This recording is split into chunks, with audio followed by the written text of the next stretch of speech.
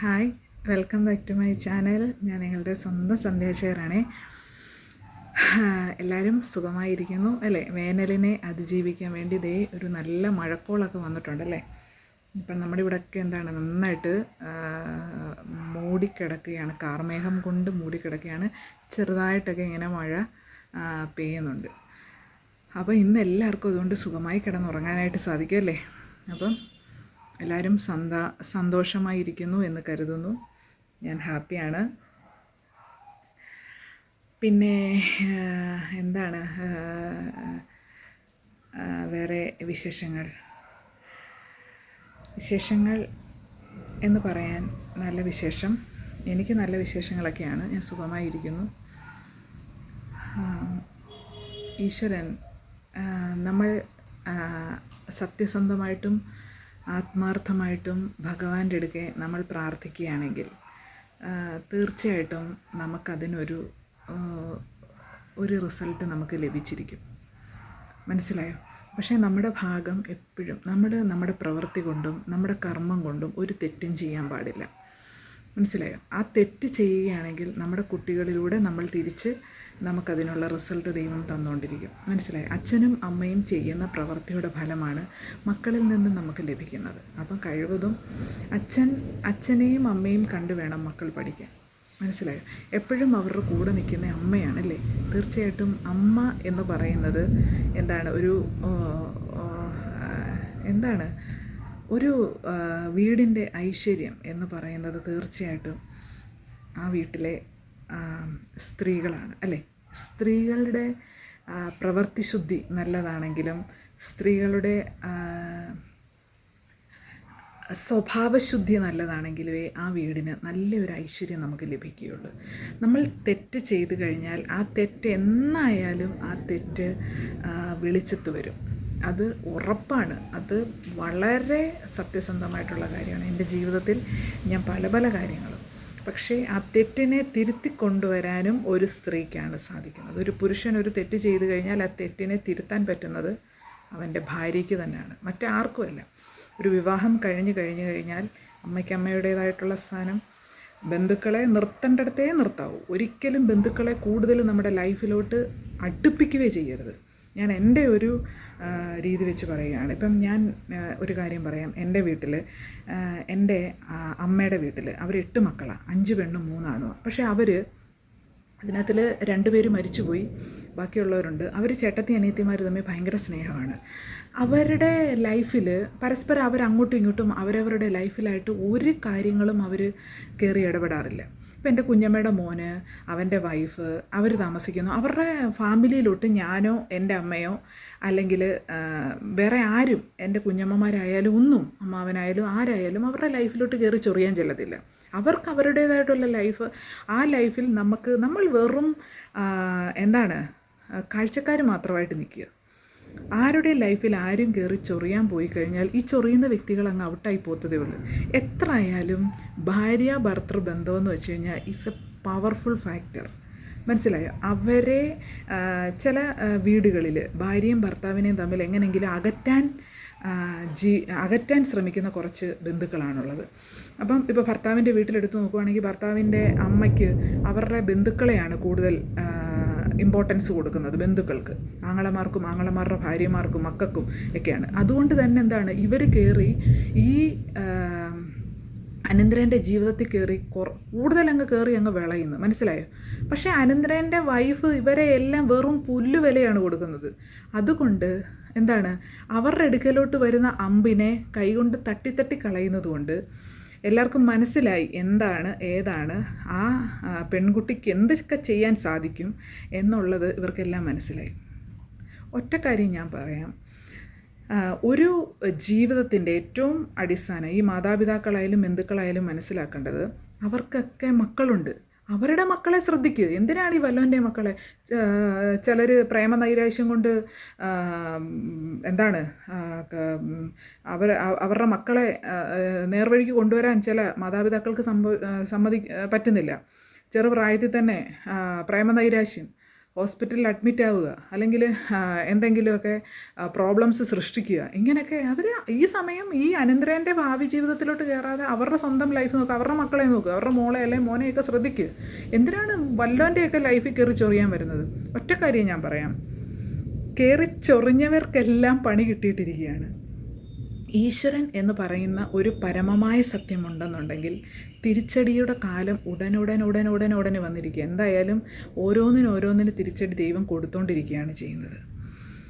മനസ്സിലായോ? എന്നെ സംബന്ധിച്ചിടത്തോളം അപ്പോൾ എൻ്റെ ഒരു ലൈഫ് ഞാൻ പറയുകയാണെങ്കിൽ, എനിക്ക് ഈ ബന്ധുക്കളോ അല്ലെന്നുണ്ടെങ്കിൽ ഭർത്താവിൻ്റെ വീട്ടുകാരോ അല്ലെങ്കിൽ അവരുടെ ബന്ധുക്കളോ അല്ലെങ്കിൽ ഭർത്താവിൻ്റെ സഹോദരിയോ ഇവരെ ആരെയും കണ്ടല്ല ഞാൻ ജീവിക്കുന്നത്. എസ്പെഷ്യലി എൻ്റെ ഭർത്താവിനെ പോലും കണ്ടല്ല ഞാൻ ജീവിക്കുന്നത്. ഞാൻ എൻ്റെ കഴിവ് കൊണ്ട്, എൻ്റെ പ്രയത്നം കൊണ്ട് ഞാൻ ജീവിക്കുന്നത്. ഞാൻ എൻ്റെ അമ്മയും എൻ്റെ മക്കളും ഞാനുമായിട്ട് ജീവിക്കുന്ന, വളരെ ഹാപ്പിയായിട്ടാണ് ജീവിക്കുന്നത്. എൻ്റെ അമ്മയുടെ കാര്യം നോക്കാൻ എനിക്കറിയാം. എൻ്റെ അമ്മയെ ഞാൻ പൊന്നുപോലെ നോക്കുന്നുണ്ട്. കാരണം അതെൻ്റെ കടമയാണ് എൻ്റെ അമ്മയെ നോക്കുക എന്നുള്ളത്. എൻ്റെ അമ്മ എൻ്റെ മക്കളെ അതേപോലെയാണ് നോക്കുന്നത്. എനിക്ക് എൻ്റെ മക്കളെ ഇട്ടിട്ട് എനിക്ക് എൻ്റെ വർക്ക് സൈറ്റിൽ പോകാനും ഫിനാൻസിൽ പോകാനും ഒക്കെ സാധിക്കുന്നത് എൻ്റെ അമ്മയുള്ളതുകൊണ്ടാണ്. മനസ്സിലായോ? എൻ്റെ അമ്മയ്ക്ക് മക്കളോടുള്ള ജീവൻ, അവരോടുള്ള ആ ഒരു സ്നേഹം എൻ്റെ മക്കൾക്ക് തിരിച്ച് എൻ്റെ അമ്മയെന്ന് വെച്ച് കഴിഞ്ഞാൽ അവരുടെ ജീവനാണ് എൻ്റെ അമ്മ. അങ്ങനെയാണ് നമ്മൾ ലൈഫ് കൊണ്ടുപോകേണ്ടത്. നമ്മുടെ ബന്ധുക്കളെയൊക്കെ അകറ്റി നിർത്തുക. വേണം, ബന്ധുക്കളൊക്കെ വേണ്ട എന്നൊന്നും പറയുന്നില്ല. പക്ഷേ എല്ലാവർക്കും ഒരു ഡിസ്റ്റൻസ് കീപ്പ് ചെയ്യുക. എന്നെ സംബന്ധിച്ചിടത്തോളം എത്ര, എൻ്റെ ഫാമിലിക്കകത്തിൽ ആരും ബന്ധുക്കൾ വന്ന് കളിക്കാനോ ചൊറിയാനോ മാന്താനോ ഇനി നടക്കത്തില്ല. അതൊക്കെ ഞാൻ ബ്രേക്കിട്ട് എല്ലാം നിൽക്കേണ്ടിടത്ത് നിന്നോണം.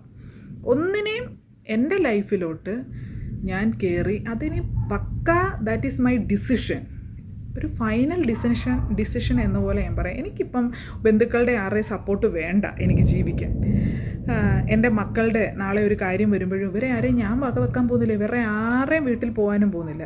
എൻ്റെ വീട്ടിൽ പല കാര്യങ്ങൾ നടക്കുന്നുണ്ട്, ഞാൻ ഇവരെ ആരെയും അറിയിക്കാനും പോകുന്നില്ല. ഇവരെ ആരുടെയും വീട്ടിൽ ചെന്ന് ഒരു നേരത്തെ കഞ്ഞിവെള്ളത്തിന് പോലും എൻ്റെ മക്കളെയോ അല്ലെങ്കിൽ എൻ്റെ വീട്ടിലാരും ഞാനോ ചെല്ലാറില്ല. അപ്പോൾ അത് തന്നെയാണ് ഏറ്റവും വലിയ, ഒരു സ്ത്രീയെ സംബന്ധിച്ചിടത്തോളം നമുക്ക് ഒരു ജോലി ഏറ്റവും അത്യാവശ്യമാണ്. നമ്മൾ ഭർത്താവിൻ്റെ വീട്ടിൽ അടിമയായിട്ടൊന്നും ജീവിക്കേണ്ട ആവശ്യമില്ല. ഭർത്താവിൻ്റെ വീട്ടുകാർക്ക് ചൊറിയാനോ മാന്താനോ ഉള്ള ആയുധങ്ങളൊന്നുമല്ല. നമുക്കൊരു വീടുണ്ട്, നമുക്കൊരു അച്ഛനുണ്ട്, അമ്മയുണ്ട്. അവർ നമ്മളെ പൊന്നുപോലെ വളർത്തിക്കൊണ്ട് വന്ന് ഒരുത്തനെ പ്രായമാകുമ്പം പിടിച്ചേൽപ്പിച്ച് കഴിയുമ്പം, കൊള്ളരുതാത്ത ഫാമിലി ആണെങ്കിൽ കളഞ്ഞിട്ട് പോകണം. പക്ഷേ ഭർത്താവ് തെറ്റ് ചെയ്തിട്ടുണ്ടെങ്കിൽ ആ ഭർത്താവെന്ന് പറയുന്ന വ്യക്തിയെ നന്നാക്കിക്കൊണ്ട് വരണം. അതിനേതറ്റം വരെയും പോകണം. എങ്കിൽ മാത്രമേ നമ്മൾ സ്ത്രീയാന്ന് പറയുന്നതിന്. ചില വിവരം കെട്ട ആൾക്കാർ പറയുന്നതാണ്, പുരുഷൻ തെറ്റ് ചെയ്യുമ്പോൾ ഈ പുരുഷൻ്റെ വീട്ടുകാർ ഈ പുരുഷന്മാരെ സപ്പോർട്ട് ചെയ്യാൻ പറയും, അത് അവളുടെ കഴിവില്ലായ്മ കൊണ്ടാണ്. സ്ത്രീക്ക് എന്ത് കഴിവില്ലായ്മയാണുള്ളത്? ഈ കഴിവില്ല. ഒരുപക്ഷെ ഇവരുടെ ബന്ധുക്കളെ അപേക്ഷിച്ച് നോക്കുമ്പം ആ വരുന്ന പെൺകുട്ടിക്ക് അത്രയും കഴിവ് കാണത്തില്ല. അത് സത്യമാണ്.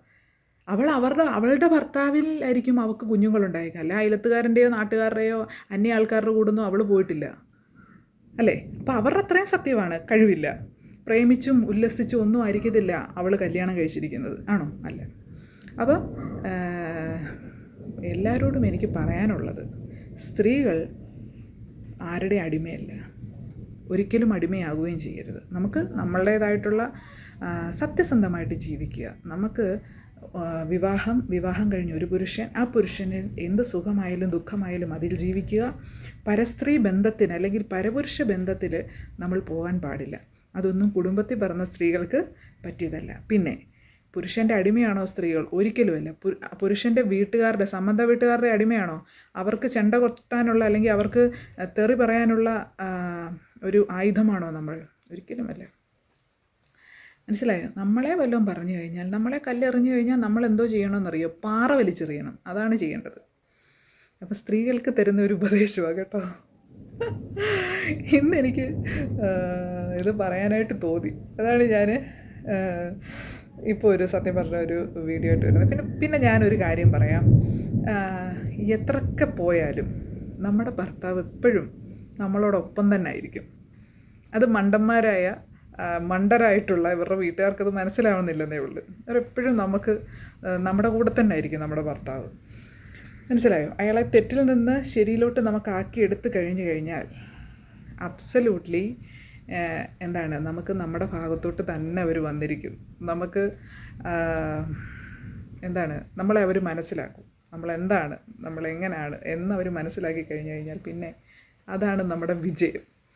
അപ്പം പെൺകുട്ടികളോട് എനിക്ക് പറയാനുള്ളത്, വിവാഹം കഴിഞ്ഞു കഴിഞ്ഞാൽ ഒരു കാരണവശാലും കഴിവതും നിങ്ങൾ ഭർത്തൃ വീട്ടിൽ നിൽക്കാതിരിക്കുക.